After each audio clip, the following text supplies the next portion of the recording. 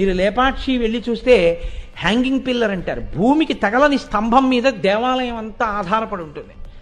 అది చూసి ఒక బ్రిటిష్ ఇంజనీరు ఒక్కనాటికి నమ్మనం, ఎన్నో కట్టడాలు కట్టారు, నేలకి ఆనకుండా ఆ స్తంభం కింద కాగితం పెట్టి తీసేయచ్చు మీరు ఇలాగా.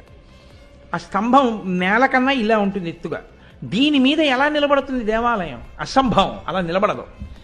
నేను నిరూపిస్తాను, భారతీయులు ఇలా అనవసరపు ప్రచారాలు చేసుకున్నారని, అలా నిలబడదని నిరూపిస్తానని అతను పెద్ద పెద్ద సుత్తులు తెప్పించి ఆ స్తంభాన్ని కొట్టించాడు. ఆ స్తంభం బద్దలవలేదు, ఇలా ఉన్న స్తంభం ఇలా జరిగింది, మొత్తం దేవాలయం కుంగిపోయింది. ఇలా ఇప్పటికీ మీరు వెళితే చూపిస్తారు లేపాక్షి.